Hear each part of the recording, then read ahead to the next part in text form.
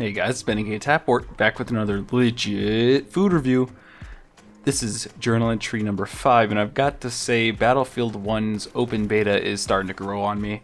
It was a little bit monotone for a while, but I'm finally just having pure fun with it. I'm doing good, which I've just kind of been mediocre up until now, and it is just a blast.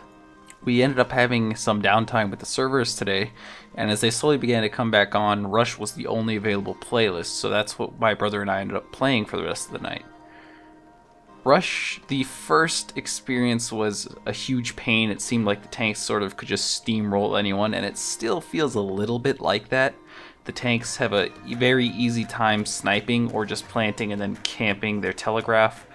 And that kind of ruins the fun. They are very hard to take out, especially how long it takes to unlock those anti-tank rifles. But once you kind of get a little bit of a squad going to really put nades down on them and grab those rifles if they have them, the tanks aren't too tough. And it also helps that the drivers are not perfect, and lastly, that they cannot swivel around and hit you from anywhere. They have to very slowly turn around. So a lot of the time, even if they're not being eliminated, you're safe from behind, where you're totally free to execute the driver's teammates as they're exiting the vehicle, or just deal with, contacts in the surrounding without having to really worry about him. You just keep one eye on the titty, one eye on the tank, and you're good to go. I also think I've found my dream gun here is the Mondragon Marksman for the medic loadout. This is basically a DMR with a scope on it and a bipod for better shooting when you're actually prone.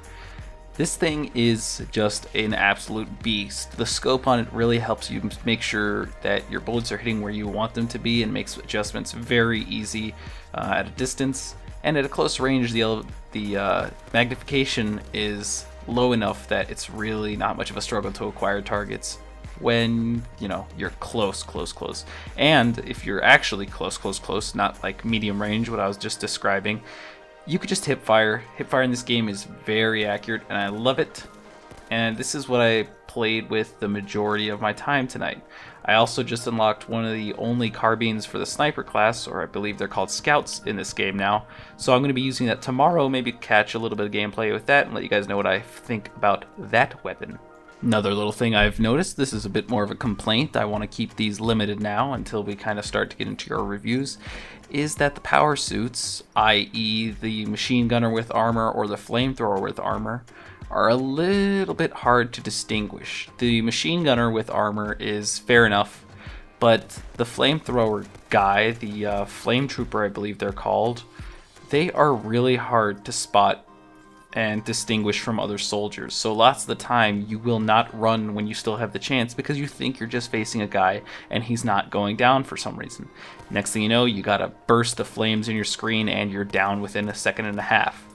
That is something I definitely want to see addressed a tiny bit. The machine gunner has this giant shiny silvery chrome armor, which makes him really easy to spot because he's just so bright against the other guys. And he holds this giant honking machine gun kind of down at his side, so even at a distance just from the profile you can tell. The flamethrower, the only really difference is he's got a mask on, which is black, and is just a normal gas mask pretty much, and is really hard to distinguish compared to other players just wearing the gas masks regularly. He does not hold his flamethrower in a way that's very easy to notice, and the tank on his back is just a little tiny disc, or a sphere shaped, a disc shaped tank, which it needs to be brighter or something just to make it a little bit easier to extinguish.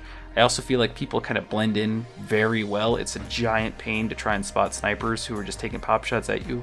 My brother and I had a game earlier today that was just, it just descended into like 6 snipers just in different spots, and you could not run. You just hear zap, zap, zap, zap, zap, just bullets flinging all around you.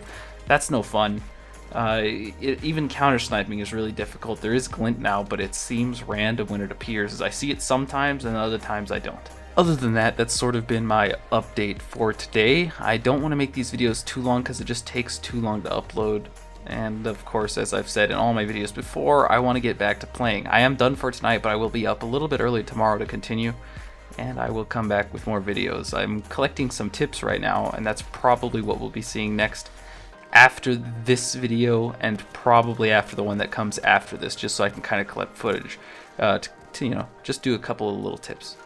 Anyway, thank you for watching. I hope you enjoyed this video. I hope you've got your teeth sunken into Battlefield 1 open beta so far, and I will be seeing you in the next video.